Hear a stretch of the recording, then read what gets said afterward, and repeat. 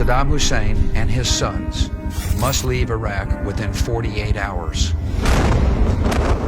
These are Arabs who are going to welcome us as liberators, liberators, liberators. Who will govern Iraq when Saddam Hussein is removed? The U.S. invasion of Iraq was supposed to be easy.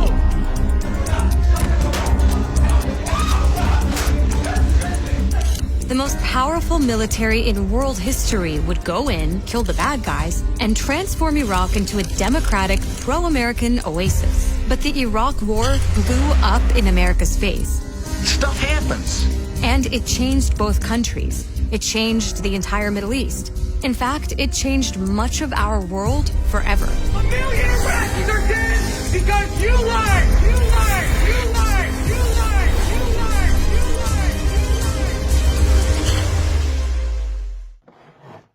Should we start? Within weeks of the September 11th attacks, the United States had occupied Afghanistan, where Al-Qaeda was based at the time, and removed the ruling Taliban from power. But very quickly after, the George W. Bush administration began selling another war. It wanted to invade Iraq. There was no link between 9/11 and Iraq, so the Bush administration began manufacturing justifications. Iraq was in league with Al-Qaeda. There are Al-Qaeda in a number of locations in Iraq. Iraqis needed saving from their dictator. Saddam Hussein's violations of human rights. Iraq had Weapons of mass destruction. We don't want the smoking gun to be a mushroom cloud. But those weapons of mass destruction were never found. Millions of people knew invading Iraq was wrong. 20 years on, they've been proven right time and time again. The invasion of Iraq resulted in death, destruction, and massive blowback. And it gave us these guys. There's something President George W. Bush said in 2007, 4 years into the invasion of Iraq, that ironically sums up how badly the US messed up. And there's another part of this clip that we'll be coming back to a little later, so pay attention here. Imagine Iraq where Al-Qaeda has established sanctuaries to safely plot future attacks on targets all over the world. It's ironic because by the time Bush said this, Al-Qaeda had established itself in Iraq, even though the group wasn't there before the US invaded. As one of the justifications for war, Bush and his officials insisted to an American public still reeling from 9/11 that Al-Qaeda and Iraq were linked. The reason I keep insisting that there was a relationship between Iraq and Saddam and Al-Qaeda because there was a relationship between Iraq and Al-Qaeda. Like pretty much all of the Bush administration's justifications for this war, this was a lie. Iraqi leader Saddam Hussein and Al-Qaeda's Osama bin Laden were both Arab men who were once allies of the United States. But they didn't have much else in common. In fact, Al-Qaeda showed up in Iraq only after the US invaded the country, dismantled the Iraqi army and security forces, and created a security vacuum that allowed all sorts of foreign fighters and violent groups to enter. Tapping into anger at the US for invading a Muslim country, as well as the disgust at scandals like the torture at Abu Ghraib, Al-Qaeda was able to recruit and grow into something even more menacing. The invasion of Iraq propelled the group from a small, isolated organization into a genuinely global network that eventually became the Islamic State of Iraq and Syria, or Iraq and the Levant, as President Obama would say. ISIL is a direct outgrowth of Al-Qaeda in Iraq that grew out of our invasion, which is an example of unintended consequences. Those unintended consequences included Al-Qaeda sparking a sectarian civil war in Iraq by bombing some of the holiest sites in Shia Islam. They included hundreds of suicide and car bombings that killed thousands of Iraqis, and they included ISIS at one point controlling not just 40% of Iraq, but about a third of neighboring Syria as well. During the mid-2010s, the group was constantly in the headlines as it killed thousands and thousands of people, not just in Iraq and Syria, but also in Yemen, Saudi Arabia, Kuwait, Bangladesh, Egypt, Libya, Tunisia, France, Turkey, Belgium, Indonesia, Russia, Afghanistan, Pakistan, Jordan, Germany, Somalia, the UK, Iran, the Philippines, Spain, Algeria, the United States, Nigeria, Sri Lanka. ISIS is no longer as powerful as it was, but it took years of a major US-led military operation that cost thousands more civilian lives, all to solve a problem created by the US occupying Iraq in the first place. Okay, remember that George W. Bush quote from a few minutes ago? This time, I'm going to play the first part of that soundbite as well. For all those who ask whether the fight in Iraq is worth it, imagine an Iraq where militia groups backed by Iran control large parts of the country. This is going to be a bit of a running theme here because, again, the US ended up causing the exact things it said it was invading Iraq to prevent. One of its goals in invading Iraq was to make the entire region friendlier to American interests. Instead, the war helped strengthen its biggest adversary there. Iran and the United States don't seem to ever agree on much, but in 2003, Saddam Hussein was a common enemy. Iranians hated him because in 1980, he had launched a war against them that lasted 8 years and left 500,000 people dead. It was a brutal war. Iraq used poison gas against Iranian soldiers, and the US helped prolong the fighting by sending weapons to both countries, although most of its support went to one side.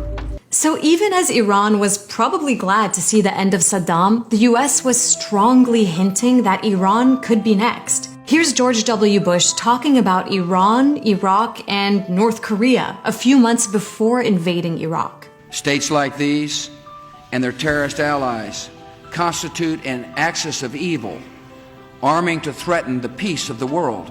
And all nations should know America will do what is necessary to ensure our nation's security.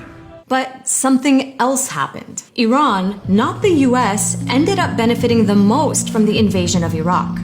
In less than 2 years, the US had ended the rule of Iran's enemies on both its eastern and western borders. Iran and the Taliban had bad blood between them too. Before the US invasion, Iraq was a buffer against Iran's presence in the Arab world. But after the invasion, Iraq became a foothold for Iranian influence to spread in neighboring countries. For example, Iran was able to build supply lines across Iraq to Syria, where Iranian-backed groups fought alongside Syrian dictator Bashar al-Assad in that country's war. During the 1980s and 90s, Iran had cultivated and protected Iraqis who opposed Saddam's rule. And it was these Iranian-backed parties that dominated Iraqi politics after Saddam was gone. Today, posters of Iranian leaders hang all over Iraqi cities. Iranian commerce dominates the Iraqi market. And Iraq's security forces include powerful militias that are trained, supported, and sometimes even led by Iranians. It was these militias that helped defeat ISIS in Iraq. They fought on the ground with support from the US Air Force in the sky. Still, the US and Iran are adversaries. But the possibility of the US invading Iran the way it did Iraq, that's basically gone from next on the list to effectively zero. Because the invasion of Iraq very quickly changed America itself and its commitment to these kinds of wars. Here's how. It might seem odd now, but the war was actually very popular with Americans at first. USA! USA! That didn't last long. Almost everything that had been used to justify the war turned out to be a lie, including how quick it was supposed to be. Over 4,000 American soldiers were killed, and it took the US more than 8 years to withdraw from Iraq without much to show for it, other than, as we've seen, the strengthening of Iran and the spread of ISIS. Turns out the US wasn't able to impose its will on another country by force. Bush, who at one point had a 90% approval rating, ended his presidency with just 22% of Americans approving of him. After Bush, the next two presidents both insisted they'd always opposed the war, unlike the political establishments in both parties who had backed it. Many of us looking at the evidence ahead of time understood that there was not an imminent threat. Bottom line, there were no weapons of mass destruction. They said there are weapons of mass destruction. I was against the war when it started. But the US war machine didn't stop after Iraq. It adapted. Today, you won't hear many American politicians talk about Bush-style goals like nation building or regime change. Instead, US military power is deployed in small doses all over the world for assassinations or other special forces missions. Drones, missiles, airstrikes, all these let the US hit targets from thousands of miles away without American troops being in harm's way. That's made the drone program much more popular than the Iraq War. But drone warfare isn't clean. These strikes have killed thousands of civilians, with drone pilots often unable to tell exactly who they're targeting. And since the drone program is directly under the president's control, it's given American presidents the power to execute people all over the world, including, in several cases, American citizens. The Iraq War was always going to be a disaster on so many levels. It was also an illegal war. It's not in conformity with the UN Charter from our point of view, and from the Charter point of view, it was illegal. But the US insisted it was above such rules and that it had a right to preemptively attack whoever it wanted. Most of the world refused to go along. When we went in, there were 3 countries, Great Britain, Australia, and the United States. That's not a grand coalition. We can do better. 30 seconds. Well, actually, you forgot Poland. The problem with acting like you're above the law is that it gives others an excuse to break the rules as well. Listen to Bernie Sanders, at the time one of the only people in Congress opposing the war, warning of those consequences. If President Bush believes that the U.S. can go to war at any time against any nation, what moral or legal obligation could our government raise if another country chose to do the same thing? In the years since, we've seen that playing out all over the world. Governments breaking international law and committing war crimes with impunity, whether they're cracking down on dissent, stealing territory, or invading other countries. But maybe the guy at the heart of it all saw a link between what he set in motion in Iraq in 2003 and Russia invading Ukraine in 2022. The decision of one man to launch a wholly unjustified and brutal invasion of Ukraine. Iraq. Anyway. Conservative estimates say that around 300,000 people were killed because of America's decision to illegally invade Iraq, although the real number is probably much higher.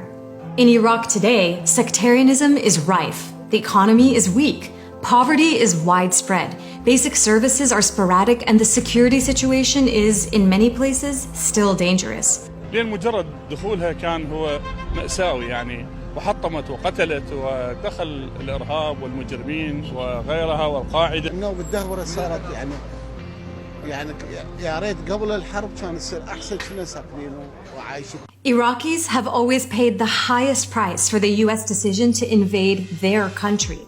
But the people who pushed for that war, they were never held accountable.